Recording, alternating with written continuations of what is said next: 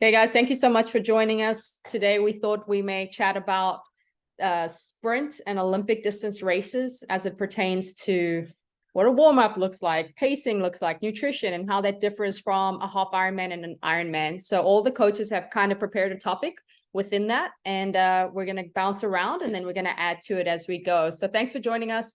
If you are new here, reminder, if you have questions, please ask us. That's why we do this.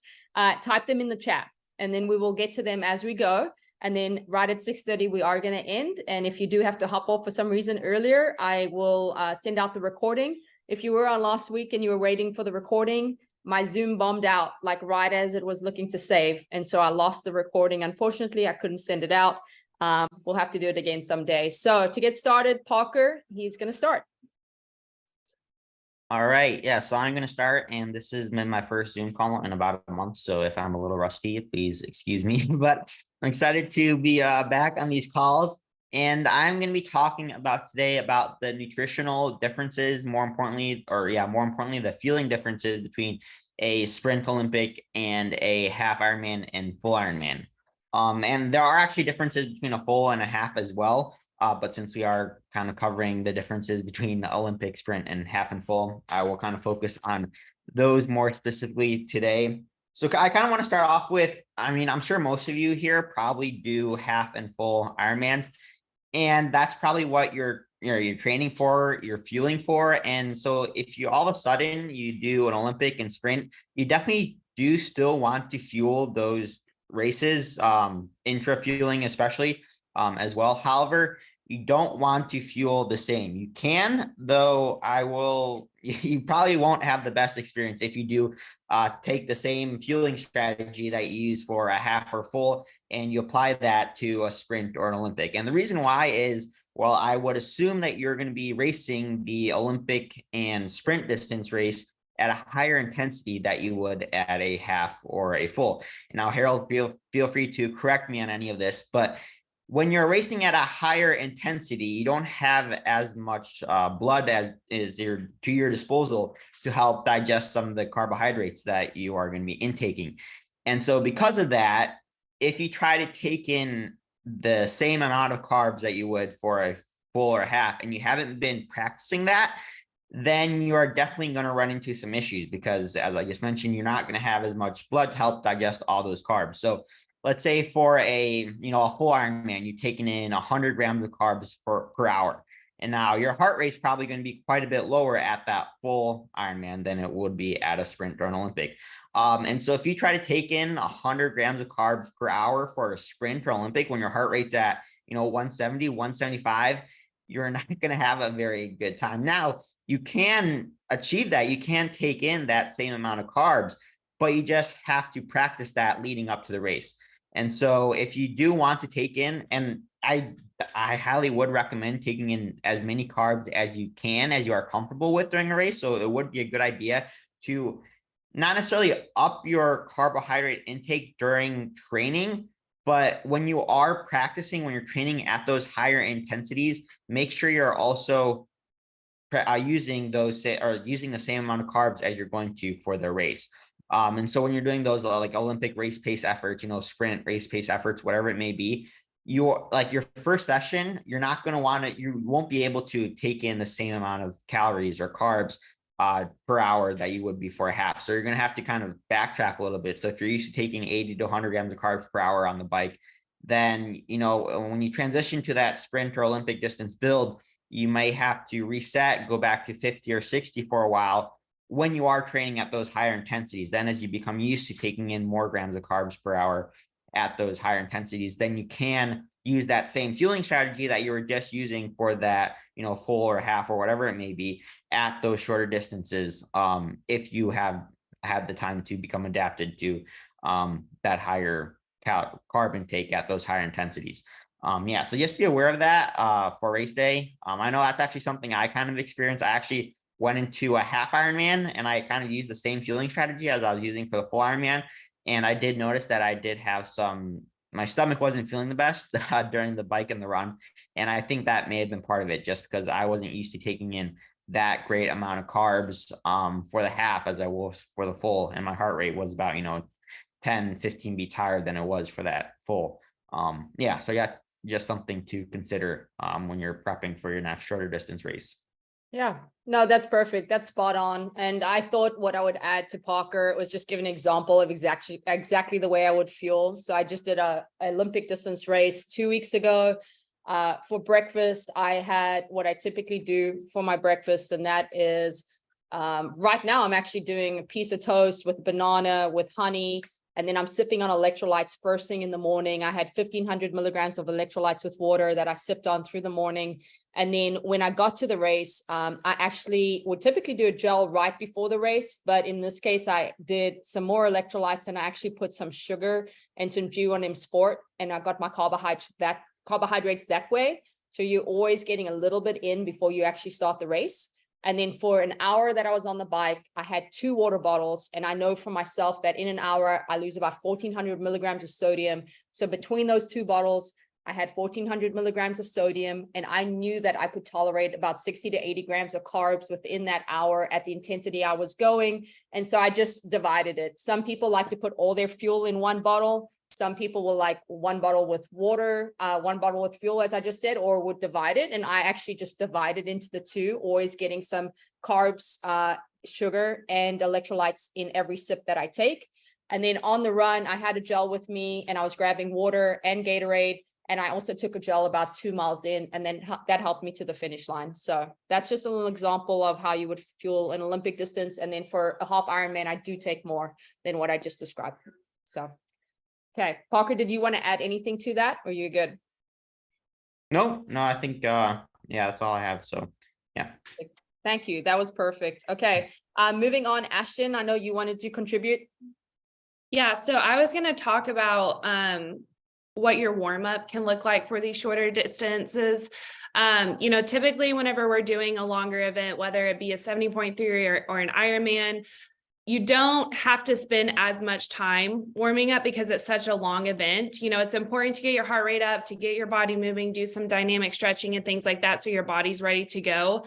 But the focus there is getting your mind ready for the time that you're about to spend out there. And whenever we're doing these shorter distances, being the Olympic and the sprint, we're trying to get our body ready for the intensity that we're about to put out. So that's where it comes into having maybe a little bit longer of a warm up. I like to do some strides or something, just like some quick jumping jacks, some jump rope, something that's going to kind of get my heart rate up a little bit higher than it would if I'm doing just a 70.3 or an Ironman. That way, whenever you get in the water, your body isn't in complete shock whenever you are going full gas from the start. And so again, that can look like just doing some jogging and then just including some short bursts of energy again, so that your heart rate's getting up and that you're kind of getting your body ready for that intensity that it's about to put out for that race day. And that kind of goes into your mindset as well, is just making sure that you're ready for that intensity. You're ready to push the pedal to the metal. And that was something that we kind of talked about with some of the athletes that raced today at Tri Waco. Was, your pacing strategy sometimes can feel a little wonky on that. And I think one of the other coaches is going to kind of talk about how you can really break down the pacing strategy, but just knowing in your mind, like you are ready to go, like you have kind of thought through, and it's such a short time under that intensity. And so before the race, as you're warming up and as you're kind of getting your heart rate elevated, and as you're kind of getting into that mindset, just knowing it's a short time at a higher intensity and it's going to be over quickly. And so just kind of getting your mind ready to be ready to go at that point.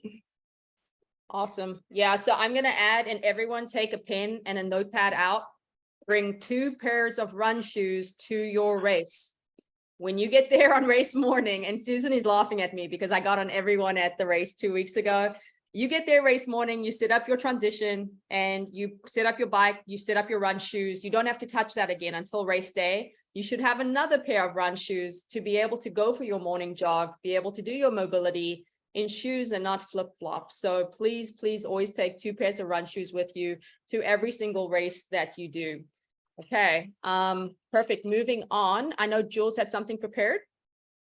Oh, wait, before we hit Jules, one more thing, and I will add to warm up. My golden rule is obviously the shorter the race, the longer the warm up. You think of it a workout, just as Ashton said, you wouldn't just roll into a 10K track workout, at 10K pace. You would do 15, 20 minutes and you would do run drills and strides. Well, I consider that the same for sprints and Olympics. But then also my other two rules are this: the warmer it is, I may back that off a little bit. The colder it is, I may extend the warm up even more than that. Okay, Jules, up to you. Yeah, so I'm going to talk a little bit about pacing for when you are racing and the difference between a sprint Olympic versus more of like a 70.3 or Ironman. Something I see with a lot of athletes is they'll ask, why is my run pace on a sprint and a half Ironman kind of the same? That's because a lot of athletes don't train in different or race in the different zones. So for your sprint and Olympic races, you're going to be tapping more into your anaerobic paces, so it's going to be a lot faster, and you're not necessarily pacing yourself as much as you would in a 70.3. So for a 70.3 and an Ironman, you're working more of your aerobic and zone 2 efforts as opposed to a sprint and Olympic, where you're kind of hitting the gas a little more.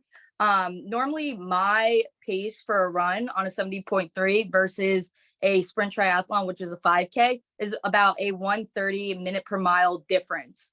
So more aerobic on a 70.3. And then as far as a sprint Olympic, more anaerobic.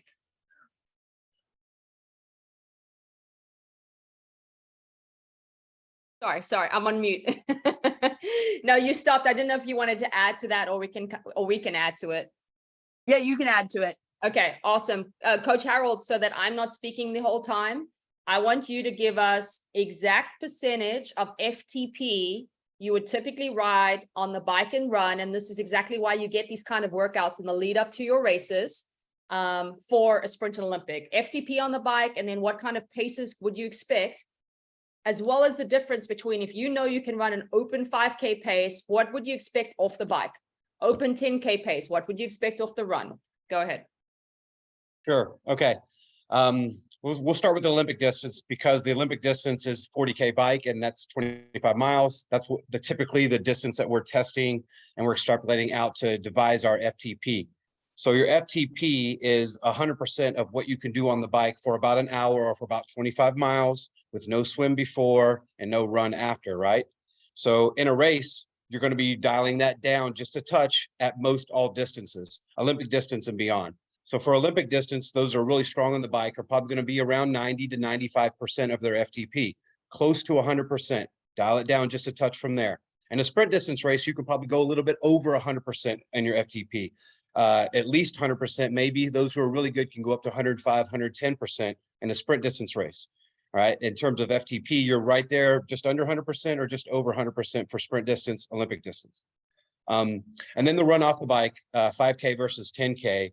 Is very similar to that, right? So if you're going off of your threshold heart rate, your threshold heart rate should definitely be at 100%, maybe a little above for an Olympic distance race in the run, and then definitely a little bit above your threshold heart rate for a 5K in a sprint distance race.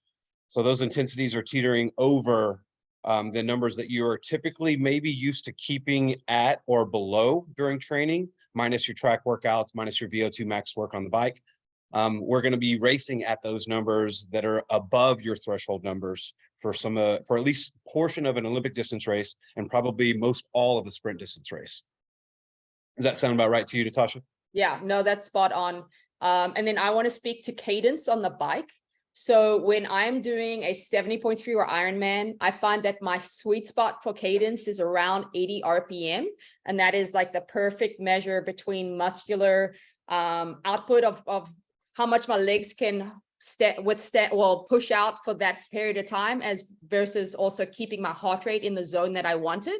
And then for a shorter race, because I wanted to push out more power, the power is force times cadence. And so if I want to push out more power, my cadence actually goes up. And then you have a course like a Captex, where you're coming into a corner, you're accelerating out of a corner, you don't want to be in too big a gear, you can't do that. So Captex Tri, I might race my cadence at about 90 RPM versus a race like Galveston, where it's just you get your rhythm and momentum, get up to speed, and now you're just holding it maybe in that slightly bigger gear. For an Olympic distance, I might ride at about 85 RPM versus the 70.3, I'm going to ride at 80 RPM. So there's varying differences based on the course as well as based on the distance for your cadence that you want to take into account as well. Does that sound right? Okay. Yeah, that sounds great. Let me butt in real quick on that just to kind of piggyback off of that idea of what you were just talking about. Power being a product of the amount of force that you're putting into the pedal times your cadence or your revolutions per minute of the pedal stroke, the velocity of the pedal stroke. Your velocity of the pedal stroke, the cadence increase is more influential on increasing your power number than increasing the amount of force that you put into the pedal. So if you look at the equation of how power is derived and you break it down, you can see mathematically that acceleration and velocity of the pedal stroke has a little more influence on increasing your pedal or increasing your power output. You can increase your power output by clicking into a bigger gear or increasing the amount of force that you put into the pedal. But if you need short bursts of increased power or sustained power, the influential component is more coming from the velocity of the pedal stroke. So that's perfect, exactly what Natasha said right there. Perfect. Awesome. Were there any other coaches on here that were going to contribute? Otherwise, I can speak to one or two other things about Olympic and sprint distance.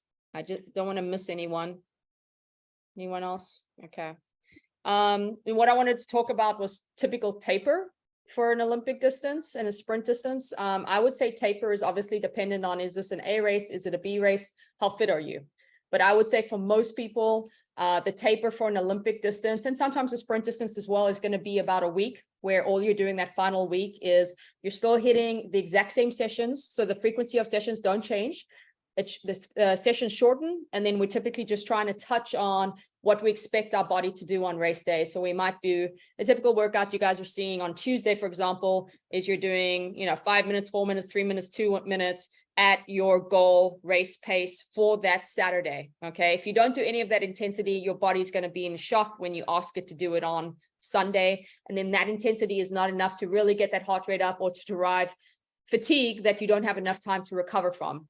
Now, versus 70.3 and Ironman, obviously the taper is extended out, and the taper is dependent on how much fatigue you're taking into that Ironman, meaning if you have trained 20, 30 hours a week, we might start your taper and we really have a lot of fatigue to shed.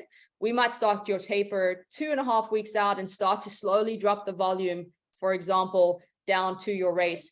If you're someone who's training 10 hours a week for an Ironman, well, that's not a lot of fatigue to shed. It's all, again, of course, dependent on the person, because we have to put into account life stress as well. So maybe 10 hours a week is all you can do and you have tons of life stress. Well, then we do need to taper you like that athlete that is training 20 to 30 hours a week. Now, we do have some folks, if you are adding in a sprint or Olympic distance race as a B race, you might still do Tuesday, Wednesday, as is, your normal sessions like we have them. And then you just backing off Thursday, Friday, Saturday, you're actually still pretty sharp to race well on Sunday. So you definitely want to communicate that with your coach, so we don't lose those fitness building opportunities on Tuesday, Wednesday, and taper all week if we really don't need to, if this is a small little blip on the schedule for something bigger behind it. Okay. I had a question here. Yeah, cool. This was a great question. I get this asked all the time. Is a swim skin and wetsuit for shorter races, even though you're necessary, even though you're losing extra time in transition? I will say for myself, if it's non-wetsuit legal, no matter the distance, I will always add a swim skin, because you learn it's much more hydrodynamic, it's faster in the water, and you will learn to take off your swim skin in the less time than you would take swimming 300 to 500 meters. Okay. Same thing with the wetsuit. If it's short, that's going to help you get in a faster pack. It's going to help you save energy from not being as buoyant as you were. Realize the wetsuit is saving you energy in that you don't have to focus on your buoyancy. You now just have to focus on your arms.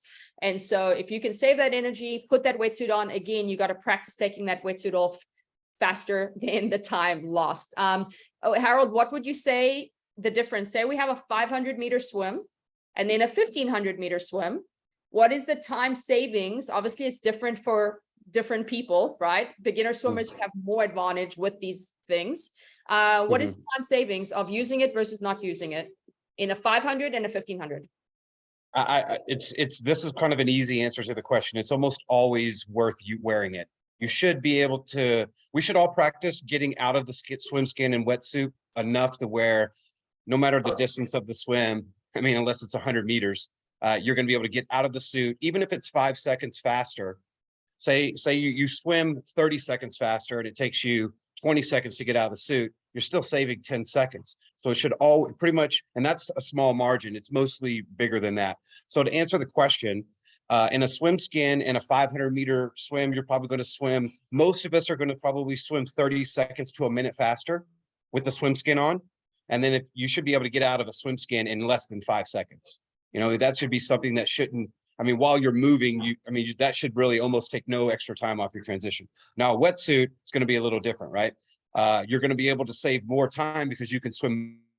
Most of us can swim faster in a wetsuit. So that 30 seconds to a minute is probably going to turn into 45 seconds to maybe 90 seconds over 500 meters.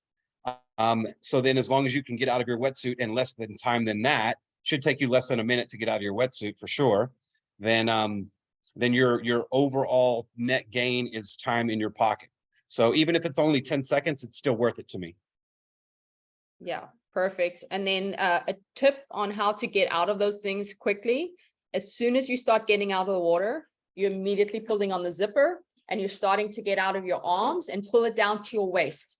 And then you run to your bike with it around your waist so that the only thing you have to do once you get there is from the waist, drop it down. Something that we also do on our wetsuits is we cut the bottom of the wetsuits. A lot of the time, these wetsuits get stuck around our ankles if it's all the way down to the ankle. So you cutting it about this much means it's much easier to get it off your ankle. And truthfully, we don't need that extra buoyancy around that ankle for our feet. It's more, we need buoyancy around our hips to keep our bodies up and save energy and go faster. So cut those wetsuits off. Okay. We have another question and then we'll call it. Try Waco. This is a great one. Like try Waco with the water being warm. Should I still have worn the swim skin? Yeah, I think it depends on that. I mean, I would still have worn it, even though I think it's a very small addition of warmth increase by wearing that, that I would have still worn it, you know. But for some people, it really bothers them. And then it gets them claustrophobic and the whole swim, they're just thinking, I'm hot. And then they can't swim well, right? And this is also another reason you got to think about, let's talk about wetsuits with sleeveless, and we got 2 more minutes here. Sleeveless versus sleeves. I don't know if anyone wants to jump in here and talk about why would wear sleeves versus sleeveless and vice versa. I'll just start and say a good reason to have a sleeveless wetsuit is if the water is right on the cusp of that cutoff. And you know that if you had a sleeve wetsuit, outside of obviously there's extra mobility restrictions, but you now won't overheat. You know, I would wear a sleeveless wetsuit if it's like right at that 74 to 76. Does anyone else want to chime in on that, one versus the other? Natasha, I'll just say for me specifically, mobility is like my #1 reason to go sleeveless versus full sleeve. Like I feel very uncomfortable in a full sleeve. And if it was that or no wetsuit, I'd probably choose no wetsuit, but I have found a sleeveless one that is very beneficial for me for a lot of races. So that if you do have mobility, shoulder injuries or anything restricting, I find that one to be a little bit easier on the sleeveless. Yeah, I 100% agree. I mean, we have a lot of guys that are kind of the muscle guys too. So outside of us having lower mobility, but you specifically, if you're someone who carries a lot of muscle in your upper body, you're probably better without a sleeved wetsuit. And then the final thing I will say, you have a race coming up and you have not swum in your wetsuit prior to that race, you need to get it out the closet. And I like to have our athletes swim at least 3 swims in it. Because the first 2, you're going to feel claustrophobic and it's going to feel terrible on you and the mobility is going to be bad. And each time you're going to figure out how much more can I pull it up, and maybe that will add mobility to that wetsuit. But then also you're going to get the feeling of that claustrophobic No, that's not a word, but you're going to feel more comfortable in your wetsuit by wearing it multiple times leading into race day versus just throwing it on race day. Okay. Guys, does anyone else want to add to this? Any other questions? And then we'll call it. Oh yeah, really quickly, kind of getting comfortable in the wetsuit. Don't like be embarrassed or like feel afraid of swimming in the pool in your wetsuit, especially leading up to a race. Just talking with a few friends, and yeah, they were kind of shocked that I swam with a wetsuit in a pool. Now, obviously, you don't want to do it every time, and you want to make sure you wash the wetsuit so the chlorine doesn't damage it. But yeah, in the week or two leading up to a race, you definitely want to get in your wetsuit at least once or twice, just so you know how it feels. You can loosen it up a bit. I kind of think of it as like breaking in a new pair of shoes. Just like you'd never want to wear a new pair of shoes on race day, you don't want to wear your wetsuit for the very first time in the race. So I don't make a habit out of wearing the wetsuit in the pool, but definitely get in it a few times before the race, just so you know what it feels like. Awesome. You- Yep. You definitely do want to swim in your wetsuit a couple of times first for the just the difference in the muscle recruitment patterns. So when you get in your wetsuit, you're going to be contracting your muscles in a slightly different way than you do when you don't have the wetsuit. So typically after that first session in the wetsuit, you the next day you might be a little sore in the shoulders. We want to work that out before we get to a race situation so that we've had enough bouts of exercise in the wetsuit that the shoulders aren't going to be, a little more fatigued or a little more sore from that swim. Awesome. Yeah, guys, I'm going to give you two more tips quickly. If you're doing a 5K sprint race, you should never take the time to put socks on. Just my 2 cents. Doesn't matter who you are. It takes too much time. 10K, you might consider it if you know that your shoes are going to give you blisters. It's enough time to probably put socks on unless you're super competitive. Then I would say to you, try to find shoes that don't give you blisters, right? The other thing is for transition, couple time-saving tips for T2 is I would put my race belt closed and my sunglasses and my gels all in my hat. And so as soon as I come into transition for T2, drop my bike, take off my helmet, take off my bike shoes if they're not off already. And all I do at that point is I pick up my hat with everything in it and I start running. And as I'm going out of transition, I'm then putting on my hat, my sunglasses, and then my race belt is closed and I shimmy it over me versus trying to do this while you're running. It's really hard to do. So rather just slip it over you as you take off. Okay. And that a lot of the times we see in these shorter races, the difference between your placement and even 3 places up is your transition time. So you really have to practice and take that seriously. If you want to do well in a sprint and Olympic distance race, you can't lose precious seconds. Okay. Hopefully that was helpful, you guys. It's good to see you. It's good to see some of the new faces on here. And yeah, we'll see you next week. Hope you all have a good week. Bye, y'all.